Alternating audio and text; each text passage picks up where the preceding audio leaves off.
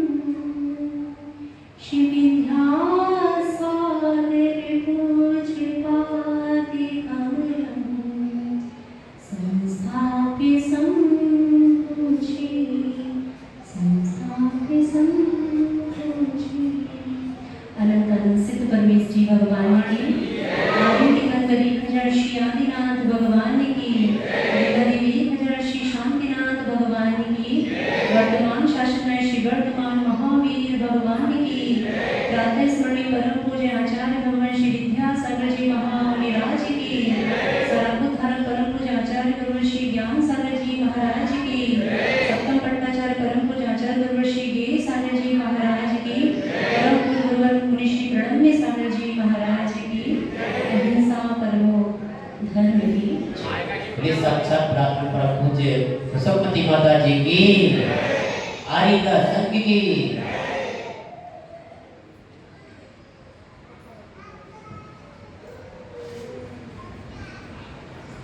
मुझे विष्णु प्रणम्य साधे महाराज जी वर्धमान स्थित में कुछ पंक्तियां लिखी हैं। मुझमें बुद्धि छंद कलावा शक्ति है या नहीं पता, माँ समक्ष जो बालक करता, तज लज्जा मैं करूं कथा। हे भगवान, मुझे नहीं पता, हे गुरुदेव मुझे नहीं पता कि मेरे अंदर इतना ज्ञान का क्षणोक्षम है या नहीं कि मैं आपकी भक्ति कर पाऊँ। मेरे अंदर बुद्धि है या नहीं मुझे नहीं पता, लेकिन फिर भी मैं यहाँ एक छोटी सी 4 अंगुल की जिह्वा इंद्री से आपके 4 गुणों का गुणानुवाद भी कर लूँ तो मुझे लगेगा मेरा ये पर्याय सार्थक हो। आचार्य भगवान के बारे में ज़्यादा कहना ऐसा होगा जैसे कि आप एक महासागर को एक सीमा में बांधना चाहें। आप छोटी छोटी नदियों को, तालाब को बांध सकते हैं एक सीमा में, बाढ़ लगा के, बांध लगा के, लेकिन समुद्रों को कभी बांधा नहीं जा सकता। तो आचार्य भगवान के गुण कुछ ऐसे ही हैं कि आचार्य भगवान के गुणों का गुणानुवाद करना महासागर को बांधने जैसा है। प्रश्नोत्तर रत्नमालिका में एक शिष्य ने अपने गुरु से पूछा, नाम सुना है? एक ग्रंथराज है छोटा सा, प्रश्नोत्तर रत्नमालिका, नहीं सुना? चलो कोई बात नहीं, सुनो। उस प्रश्नोत्तर रत्नमालिका में शिष्य ने अपने गुरु से पूछा, को गुरु, प्रश्न क्या? प्रश्न बोलो अच्छे से। को गुरु अर्थात गुरु कौन है? उत्तर दिया, उस शिष्य को उत्तर मिला, अधिगम तत्वा सो गुरु। क्या उत्तर मिला? अधिगम तत्वा सो गुरु। जिन्हें अपने तत्वों को, जिन्होंने तत्वों को जान लिया वास्तव में, वो कौन है? गुरु है। अब तत्वों में आपने बाल बोध में पढ़े, तत्व कितने होते हैं? 7। मुख्य उपादेय तत्व की अगर बात करें तो उपादेय तत्व कौन सा? 7 तत्वों में एक उपादेय तत्व जिसका नाम जीव द्रव्य, जीव तत्व। तो जिस आत्मा ने अपने जीव स्वभाव को, अपने वास्तविक स्वभाव को जान लिया, वास्तव में वो कौन है? गुरु की परिभाषा कोई आपसे पूछे तो आप क्या बोलना? प्रश्नोत्तर रत्नमालिका के अनुसार गुरु कौन है? जिन्होंने अपने आत्म तत्व को अच्छी तरह से जान लिया, वास्तव में वो भी गुरु है। आचार्य बहुत अच्छी बात कहते थे। जब किसी ने पूछा आचार्य से, आचार्य जी अपना मोह कैसे कम करें, इस संसार के मोह से कैसे छूटे, तो आचार्य ने बहुत उत्तर अच्छा सा दिया। आचार्य ने बोला बुंदेली भाषा में, अपनी बुंदेली में, जगत में रहो पर जगत रहो। आया समझ? जगत में रहो पर जगत रहो। कोई मनाही नहीं है, आपका जन्म हुआ है जगत में तो आपको रहना ही है, लेकिन आप कैसे रहें उस जगत में? इस जागृति से रहें, इतने जागते रहें कि वास्तव में आप ये समझें, जैसा कल हमने आपको बताया कि भोगों को भोगने की मनाही नहीं है। चक्रवर्ती ने भी खूब भोग भोगे, प्रत्येक तीर्थंकर भगवान जो राजा रूप में रहे सब भोग भोगे, लेकिन वास्तव में एक अपने आत्म तत्व को जानते थे कि सब कुछ ये कैसा है, ये सब कुछ हमें छोड़ के जाना है। इसलिए आचार्य ने कहा जगत में रहो पर जगत रहो। जगत में रहने की मनाही नहीं है, लेकिन जागृति पूर्वक अगर जगत में रहा जाए तब वास्तव में आपकी वो निर्जरा का कारण भी उस जगत में रहना बन सकता है। आचार्य महाराज की चर्या मात्र चर्चा नहीं थी। किसी ने कहा है कि दीपक की भांति जलता है कोई कोई, वृक्षों की भांति फलता है कोई कोई। समय सार की चर्चा तो सब करते हैं, पर समय सार की चर्चा चर्या करता है कोई कोई। बहुत सरल है एसी में, कूलर में बैठ के समय सार का स्वाध्याय करना, बहुत सरल है समय सार ग्रंथ को उठा के उसकी वाचना करना, लेकिन बहुत मुश्किल है समय सार ग्रंथ सा हो पाना, समय सार ग्रंथ के हर एक अक्षर को अपने जीवन में ला पाना। इसलिए आचार्य महाराज मात्र समय सार की चर्चा नहीं करते थे, आचार्य महाराज उस समय सार ग्रंथ की चर्या भी करते थे। जैसी चर्या आचार्य कुंतु स्वामी भगवान की रही, जैसी चर्या आज भगवान वर्धमान महावीर स्वामी की रही, जैसे तीर्थंकर 24 की रही, ऐसे ही उस चर्या का पालन किसने किया? किया तो बहुत लोगों ने, लेकिन सर्वोत्कृष्ट रूप से निरतिचार समाधि के समय भी समाधि ग्रहण करना मंजूर किया, लेकिन अपने व्रतों के साथ कोई भी समझौता करना पसंद नहीं किया। ऐसे थे आचार्य भगवान। एक बार मुनिषी प्रसाद सागर महाराज जी ने आचार्य जी से पूछा, आचार्य जी को प्रारंभ में काफी रोग रहे, हर्पीज हुआ, मलेरिया बुखार रहा, बहुत सारे उनके शारीरिक रोग रहे। तो मुनिषी प्रसाद सागर महाराज जी ने आचार्य जी से पूछा, आचार्य जी ये मोक्ष मार्ग पे इतने कष्ट क्यों मिलते हैं? आपको भी लगता है ना कभी कभी कि इस व्रत को ग्रहण करने के बाद सुख क्या, कितने सारे कष्ट हैं। तो आचार्य जी से जब पूछा गया, आचार्य जी इस मोक्ष मार्ग में इतने कष्ट क्यों, इतनी परीक्षा क्यों देनी पड़ती है? तो आचार्य जी बोलते, भैया मुनि प्रसाद सागर महाराज जी को प्रसाद बोलते थे, तो उसी भाषा में उन्होंने बोला कि ये यूनिवर्सिटी सामान्य यूनिवर्सिटी नहीं है, ये यूनिवर्सिटी भगवान महावीर स्वामी की यूनिवर्सिटी है। इस यूनिवर्सिटी में परीक्षा सालाना नहीं होती, इस यूनिवर्सिटी में परीक्षा हर एक दिन की होती है, और अच्छा विद्यार्थी वही है जो हर परीक्षा में पूरे अव्वल अंक प्राप्त करे। आप अपना पुरुषार्थ करते रहो, बाद में कितने अंक मिलेंगे, कितने उस परीक्षा में अंक मिलेंगे, ये बात की बात है, लेकिन हमें क्या करना, हमें क्या करना, उस परीक्षा में पूरे के पूरे अंक लाना। मुक्तागिरी जी ने जब आचार्य श्री जी ने पर्युषण में उपवास किए, तो उन उपवासों की संख्या बढ़ते बढ़ते 9 हो गई। पर्युषण में अगर आपसे बोले आपको उपवास करनी है, लंबी साधना करनी है, तो आप कितने उपवास करेंगे? 10 तो करेंगे ना। आचार्य श्री जी उपवास करते करते, 1 उपवास, 2 उपवास, 3 उपवास करते करते उपवास कितने हो गए? 9 उपवास हो गए। जब भी श्रावक शुद्धि का जल देने उनको जाता, वो आचार्य श्री जी अपना कमंडल जहां पर भी वो सुखाने आदि के रखते थे वो सीधा नहीं करवाते, क्योंकि उन्हें शुद्धि के लिए नहीं उठना। लेकिन एक दिन सहसा 9वें दिन, 10वें दिन आचार्य महाराज जो संग में मुनि महाराज थे उनसे बोलते हैं शुद्धि के समय, क्यों अभी तक तुम लोगों ने शुद्धि नहीं करी? तो 9 दिन तो आचार्य महाराज ने इस विषय में कभी पूछा नहीं, क्योंकि जिसका खुद उपवास उसको किसी के क्या पूछना।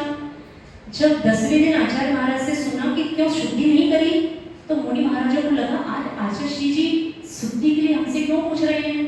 इसका मतलब है शायद आचार्य श्री जी आहार के लिए उठ रहे हैं। किसकी इतनी हिम्मत के बताए गए आचार्य श्री? अभी कितने हुए? मात्र 9 हुए, 10वां रह गया। आप सोच के देखिए, आप अगर 10 उपवास करें और 9वें उपवास में आपका थोड़ा स्वास्थ्य बिगड़ने लगे, तो आप ईमानदारी से बताओ क्या करोगे रास्ते में? ईमानदारी से अच्छे से बोलो तो।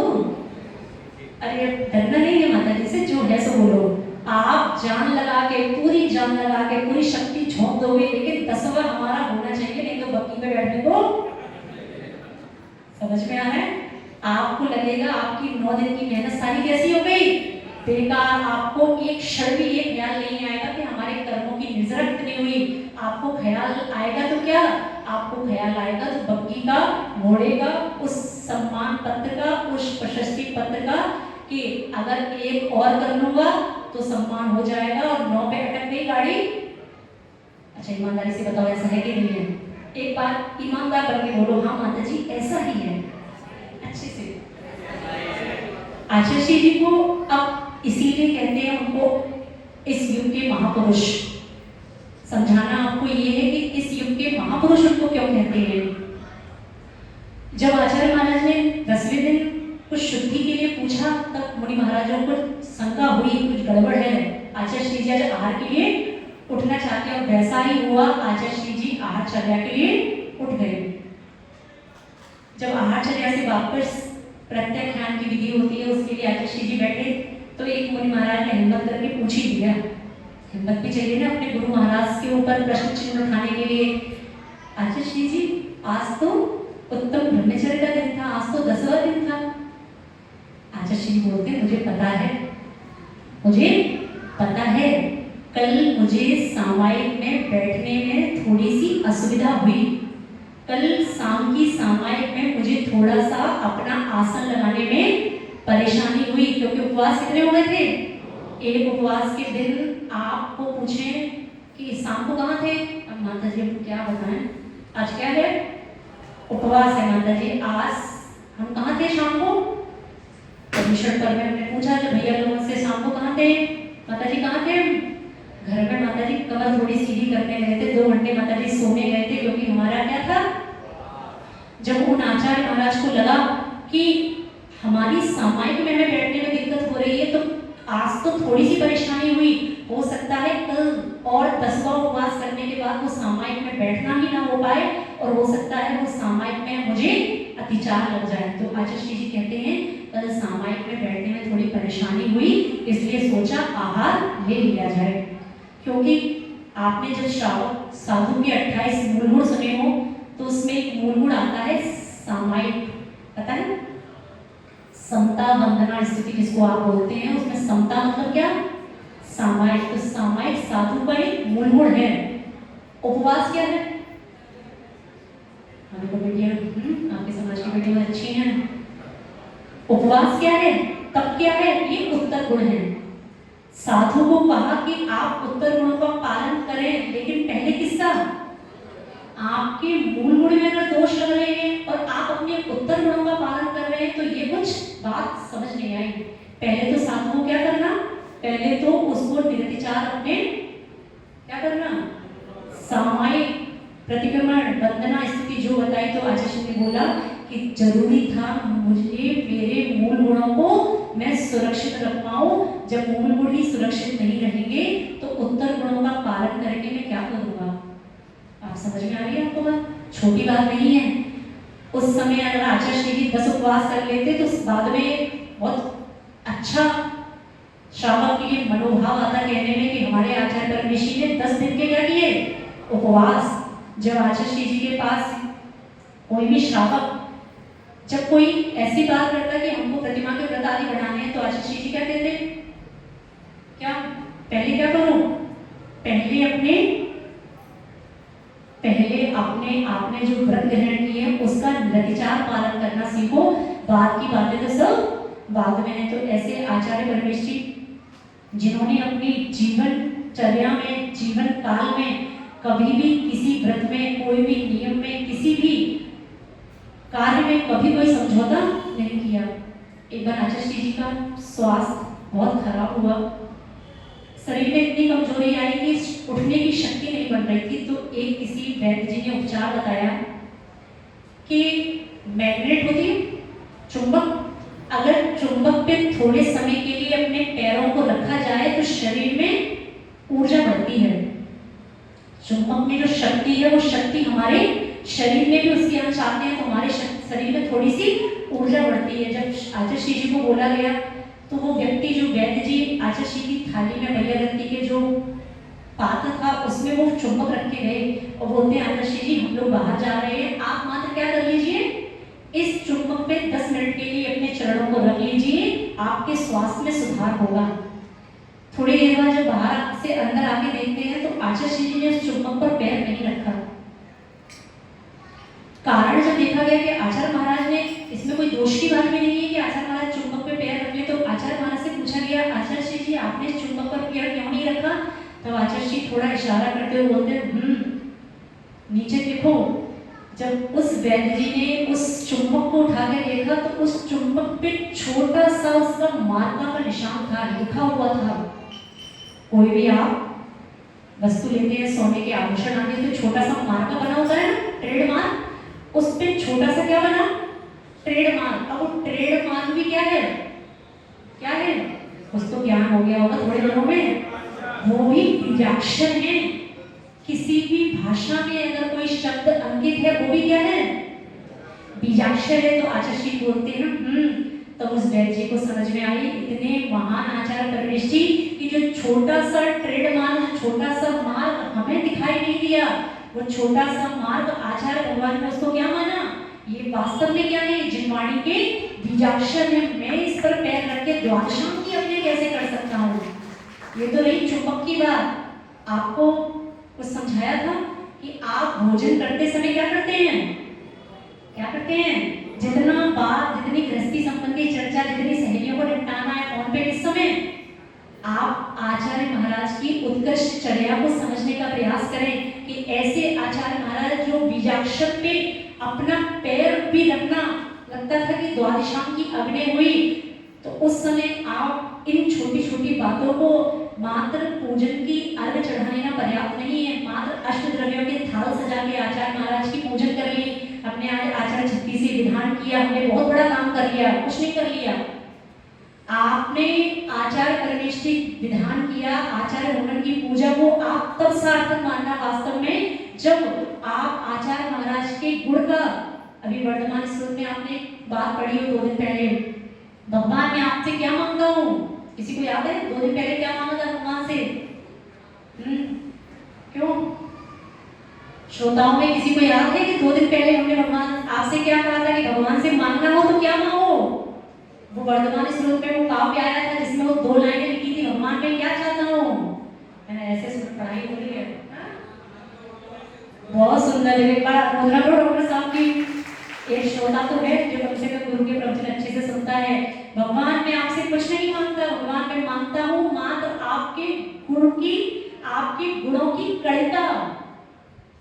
अब लाइन पंक्ति मुझे याद नहीं आ रही है, उसमें था गुरु गुण की, प्रभु गुण की गणिता पाऊं। भगवान में क्या पाऊं? मात्र भगवान आपके अंदर जो अनंत गुण है उसमें से मात्र उसका एक अंश मुझे मिल जाए तो भी भगवान मेरी भक्ति सार्थक हुई। तो आज आचार्य श्री जी का आपने विधान किया, विधान करना तब सफल मानना जब आचार्य श्री जी आपके गुणों में से एक गुण, आप चाहें तो कोई सा भी नियम ले सकते हैं, बहुत सारे नियम हैं, मॉल खुला है, मॉल है, मॉल में सब तरह की वस्तुएं हैं, लेने वाले की है कि लेने वाले को शॉपिंग करनी आ नहीं रही कि हमें वास्तव में क्या खरीदना है। आप आचार्य महाराज के जो इतने सारे गुण हैं जिसका वर्णन एक जीविया से मुझे लगता नहीं है कि समर्थ होगा, और अगर वर्णन करने बैठेंगे तो एक चतुर्मास भी कम पड़ेगा। मुझे लगता है आचार्य भगवान के अंदर ऐसे अनंत गुण उनके अंदर भी हैं। तो आप चाहें तो आचार्य परमेश्वरी विधान करते हुए आज एक संकल्प ले सकते हैं अच्छा सा कोई भी, कि हम अपने जीवन में कम से कम आपको वो यादगार रूप में रहेगा कि हमारे नगर में शरद पूर्णिमा पर्व माता जी के सानिध्य में मनाया गया था। उस पर्व के दिन हमने क्या किया था? उस पर्व के दिन हमने ये नियम किया था। आचार्य महाराज की आप चर्या की पराकाष्ठा देखो कि शीतकाल के दिनों में लोग ऐसा स्थान ढूंढते हैं जहां थोड़ी सी गर्मी मिले, ग्रीष्म काल में ऐसा स्थान ढूंढते हैं जहां थोड़ी सी ठंडक मिले। ये तो हो गई सबकी बात। अब आचार्य महाराज कुछ अलग हैं, सबसे अलग हैं, दुनिया की भीड़ से अलग हैं। आचार्य महाराज ने गर्मी के दिनों को, जो अच्छी गर्मी वाले दिन होते हैं, तपाके दिन होते हैं, उन गर्मी के दिनों को तो बिताया कुंडलपुर की कड़ी धूप में, और जो शीतकाल के दिन होते हैं, जो ठंडी के शीत प्रवास के दिन होते हैं, उन दिनों को कहाँ? उन दिनों में रहे वो अमरकंटक जैसे स्थान पे जहाँ ठंडी ठंडी हवाएं चले। आप बोलो अरे आचार्य महाराज को कुछ पता नहीं है बिहार के समय कहाँ रहते हैं। आप होते हैं श्रावक विहार कराते तो क्या बोलते हैं?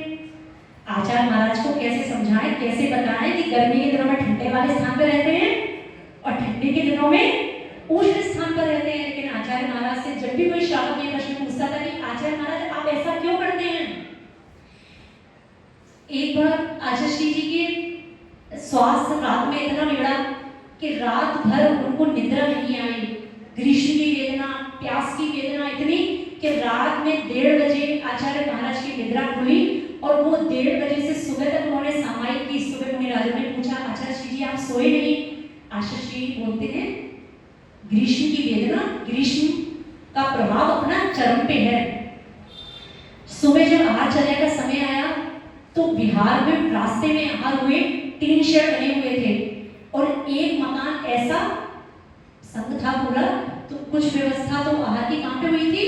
टीन शेड में, और कुछ व्यवस्थाएं कहाँ हुई थी?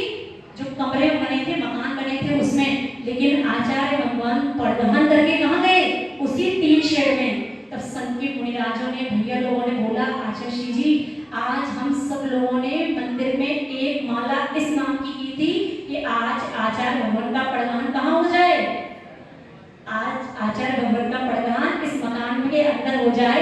हमारे आचार्य भगवान रात भर जागे हैं, कम से कम आहार तो ठंडी में हो जाए। लेकिन आचार्य श्री जी आज आपने ऐसा क्यों किया कि आप रात भर जागे, रात भर आप गर्मी में रहे और सुबह आप फिर कहाँ चले गए?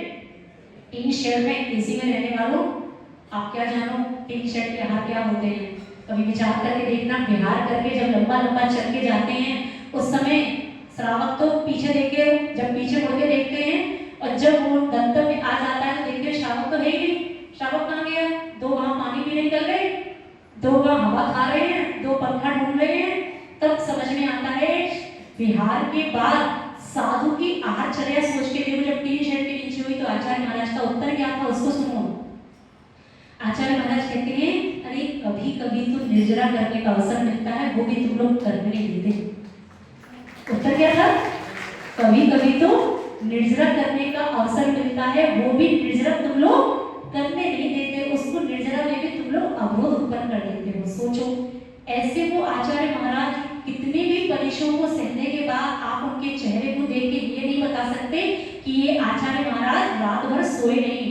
आपकी 2 घंटे की नींद कम हो जाए, सुबह निहार चर्या पे जाने वाले लोग जब दिखाई नहीं देते, पूछो बाद में कहाँ थे? कहाँ थे माता जी?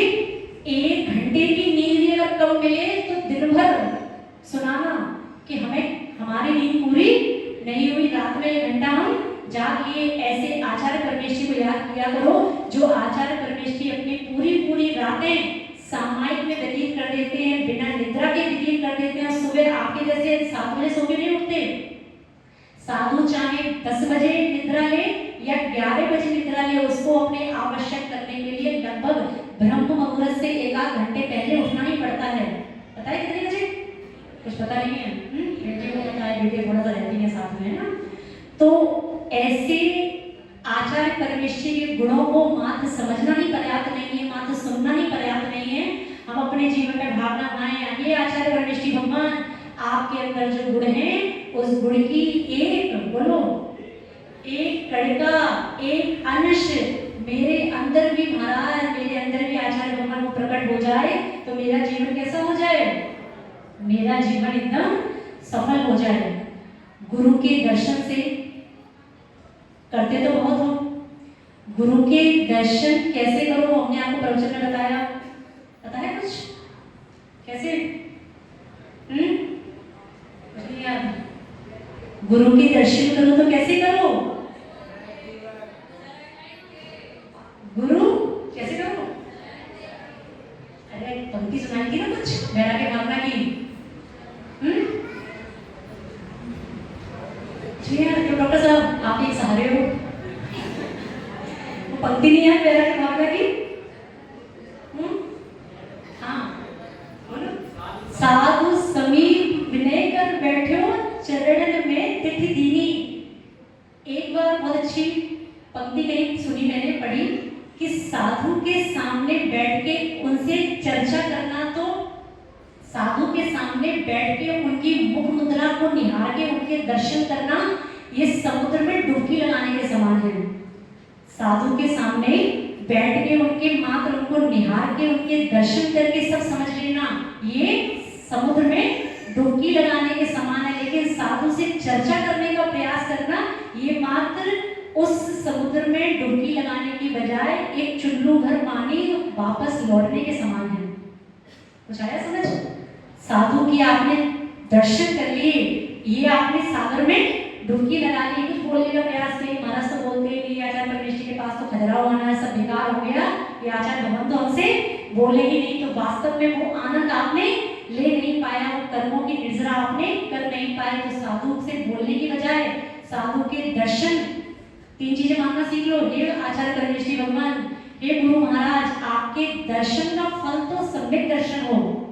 छत्र छाया में पढ़ते हो समाधि भावना में, भगवान आपके दर्शन का फल क्या हो? ये आपके दर्शन का फल सम्यक दर्शन हो, आपकी सेवा का फल मेरा निरतिचार समाधि मरण हो, और आपकी भक्ति का फल मेरे संयम में वर्तमान हमेशा उत्तरोत्तर वृद्धि हो। तीन चीज करते हो आप, एक भगवान के गुरु के दर्शन, दूसरी चीज क्या? सेवा करते हो कि नहीं? ठीक ठाक करने जाते हो और ठोका के इसको आप क्या मानते हो? सेवा। ऐसा नहीं है मात्र भैया वृत्ति करने का नाम सेवा नहीं है, बहुत प्रकार की सेवाएं होती हैं। तो गुरु के दर्शन का फल क्या मानना? गुरु के दर्शन का फल सम्यक दर्शन हो, गुरु की सेवा का फल निरतिचार समाधि मरण हो, और गुरु की भक्ति का फल मेरे संयम में उत्तरोत्तर वृद्धि हो। आज आपकी भक्ति देखने को मिली, पूरी तो देखने को नहीं मिली, क्योंकि कुछ लोग अपने पूर्वाग्रह हटाकर मुझे लगता है शायद अभी तक विसर्जित करना चाहते नहीं। लेकिन जितने लोग भी यहाँ पूजन करने के लिए बैठे, वो मानना कि आज हमारा अहोभाग्य था, आज हमारा सौभाग्य था कि हमें अपने आचार्य गुरुदेव की पूजन करने का, उनकी भक्ति करने का अवसर प्राप्त हुआ। आचार्य परमेष्ठी की पूजन करना भी कल आपको बताया जिनेंद्र भगवान की पूजन करने के समक्ष है, क्योंकि यही आचार्य परमेष्ठी भविष्य के अरिहंत हैं, यही आचार्य परमेष्ठी भविष्य के सिद्ध हैं। तो ऐसे आचार्य परमेष्ठी भगवान की पूजन ये तो हमारा सानिध्य बना इसलिए आपने कर ली, लेकिन कभी कभी भाव रखा करो कि हमारे नगर में कोई ना भी हो। अच्छा ईमानदारी से बताना, हम नहीं थे तो क्या ये पूजन थी? बोलो नहीं थी। क्यों नहीं थी? नहीं, अकेले अकेले वाली बात नहीं कर रहे हैं हम। कभी पूजन को वो नहीं मानते कि आपने अकेले मंदिर में जाके पूजन कर ली। वास्तव में पूजन का फल चाहिए तो क्या करना? ऐसे जैसे यहाँ एक समूह में बैठे हो, एकता के भाव में बैठे हो, वास्तव में वो पूजा है। तो कभी कभी गुरु महाराज का कोई आर्यगांव का सानिध्य नहीं मिलता, तो अपने समाज में इतना अच्छा मनोभाव बना के रखो कि बीच बीच में कुछ अच्छे पर्व आते हैं, पर्व तो सभी अच्छे होते हैं, लेकिन और ज्यादा विशेष वाले जैसे आज शरद पूर्णिमा पर्व कोई ना भी हो तो समाज के जो मुखिया लोग हैं, बड़े लोग हैं, युवा लोग हैं, वो कम से कम इतना करा करें कि आज के दिन हम क्या करें? अकेले अकेले अपनी धकली अपना लाभ नहीं। कैसे? सरल है कि कोई कठिन बात तो नहीं है। हम हमने किसी को भी बुलाया, किसी भी प्रतिष्ठाचार को, किसी भी भैया जी को, और हमने अपने नगर में क्या किया, वास्तव में आचार्य महाराज आज हमारे समक्ष नहीं है। अगर आप उनकी भक्ति करना चाहते हो तो आपको हर वर्ष क्या करना, वर्ष में कम से कम एक बार अपने गुरु महाराज को स्मरण करने के लिए उनकी क्या कर लेना। अरे माता जी क्या बताएं, हमारी समस्या हम ही जानते हैं, है ना? क्यों युवा वर्ग, हमारी समस्या माता जी हम ही जानते हैं, कैसे इकट्ठे लोग करते हैं। कम से कम भाव बना के रखा करो, आचार्य ब्रह्मण के प्रति हमारी सच्ची श्रद्धांजलि कब होगी?